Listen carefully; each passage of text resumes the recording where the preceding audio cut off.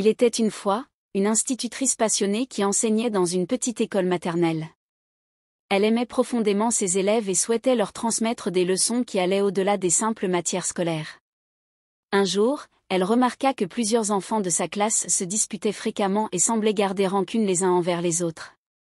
Elle décida de leur donner une leçon de vie qu'ils n'oublieraient jamais. Un matin, elle demanda à chaque élève d'apporter un sac en plastique ainsi que plusieurs pommes de terre. Elle leur expliqua que chaque pomme de terre devait représenter une personne qu'ils n'aimaient pas. Elle précisa, si vous n'aimez qu'une seule personne, apportez une pomme de terre. Si vous en détestez 3, apportez 3 pommes de terre.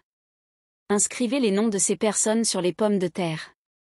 Les enfants trouvèrent cette idée étrange mais amusante, et, curieux, ils rentrèrent chez eux pour préparer leur sac. Le lendemain, les élèves arrivèrent avec leur sac rempli de pommes de terre. Certains avaient une seule pomme de terre dans leur sac, tandis que d'autres en avaient 3, 4 ou même 5. Plus les enfants avaient de pommes de terre, plus leur sac était lourd. L'institutrice leur donna alors une consigne inhabituelle. Pendant une semaine entière, vous devez garder votre sac avec vous partout où vous allez. Vous devez le porter à l'école, à la maison, dans la cour de récréation, et même aux toilettes. Vous ne devez jamais vous séparer de votre sac. Les enfants, bien qu'étonnés, trouvèrent cela amusant au début et acceptèrent le défi avec enthousiasme. Cependant, au fil des jours, l'excitation laissa place à l'inconfort. Les sacs devenaient de plus en plus lourds, surtout pour ceux qui avaient beaucoup de pommes de terre. Les enfants se plaignaient, « Mon sac est trop lourd » ou « Ça commence à sentir mauvais ». En effet, avec le temps, les pommes de terre commençaient à pourrir, dégageant une odeur de plus en plus insupportable. Les enfants qui avaient apporté moins de pommes de terre se sentaient un peu mieux, mais ils étaient également incommodés par l'odeur nauséabonde qui se propageait partout. Finalement, après une semaine, l'institutrice annonça que le jeu était terminé. Les enfants poussèrent un soupir de soulagement et se précipitèrent pour se débarrasser de leurs sacs puants. Ils rirent en partageant leur frustration, mais beaucoup d'entre eux se demandaient encore pourquoi leur maîtresse leur avait imposé une telle expérience. C'est alors qu'elle leur révéla la véritable leçon derrière ce jeu. Elle leur expliqua, « Vous avez vu à quel point il était difficile de porter ces sacs de pommes de terre partout avec vous. Vous avez ressenti leur poids, leur odeur, et l'inconfort qu'ils ont causé.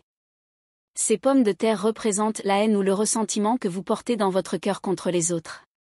Tout comme les pommes de terre pourrissaient avec le temps, la haine ou le ressentiment empoisonne votre cœur. Si vous ne pouviez pas supporter l'odeur des pommes de terre pendant une semaine, imaginez ce que cela fait de garder de la haine en vous toute une vie. » Elle continua, « La haine est un fardeau qui pèse lourdement sur celui qui la porte, bien plus que sur celui qui en est la cible. Elle consomme vos pensées, votre énergie et votre paix intérieure. Chaque jour où vous refusez de pardonner, vous ajoutez un poids invisible à votre existence. Pardonner, c'est se libérer. Ce n'est pas excuser les erreurs des autres, mais c'est décider que leur erreur ne définira pas votre vie. » L'institutrice leur rappela également, « La vie est trop courte pour la remplir de ressentiments. Quand vous choisissez de pardonner, vous choisissez la paix. Le pardon n'est pas un acte de faiblesse, mais un acte de courage et de sagesse. Vous ne pouvez pas contrôler les actions des autres, mais vous pouvez contrôler vos réactions. En libérant la haine, vous libérez également la place pour des émotions plus lumineuses comme l'amour, la joie et la gratitude. » Les enfants restèrent silencieux, absorbés par ces paroles. Beaucoup d'entre eux comprirent alors l'importance de pardonner et de ne pas garder de rancune. L'institutrice conclut, « Souvenez-vous toujours de ceci, pardonner ne profite pas seulement à celui qui est pardonné, mais surtout à celui qui pardonne. Cela guérit votre cœur, allège votre âme et vous permet d'avancer avec légèreté. Chaque fois que vous êtes tenté de nourrir de la haine, pensez à ces pommes de terre et au poids qu'elles vous faisaient porter.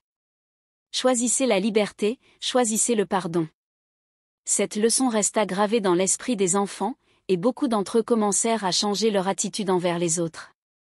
Ils comprirent que la haine ne faisait pas de mal aux personnes qu'ils n'aimaient pas, mais qu'elle leur faisait surtout du mal à eux-mêmes. Ce fut une leçon de vie qu'ils emportèrent avec eux et qui les guida pour devenir des individus plus sages et plus aimants. Moralité. La moralité de cette histoire est que la haine et le ressentiment sont des fardeaux invisibles qui empoisonnent notre cœur et alourdissent notre vie. Tout comme il est difficile et désagréable de porter des pommes de terre pourries, il est épuisant de conserver des rancunes. Pardonner, en revanche, libère notre esprit, allège notre âme et nous permet de vivre dans la paix et la sérénité. Le pardon n'est pas un acte de faiblesse, mais une preuve de sagesse et de force intérieure, car il nous permet de guérir et de créer de l'espace pour des émotions positives telles que l'amour, la joie et la gratitude. En choisissant de pardonner, nous nous libérons du poids inutile de la haine et nous nous offrons une vie plus heureuse et plus épanouie. Si vous avez aimé la vidéo, n'oubliez pas d'appuyer sur le bouton j'aime, de partager et de vous abonner afin de recevoir des vidéos pareilles à celle-là pour nous aider à atteindre la meilleure version de nous-mêmes.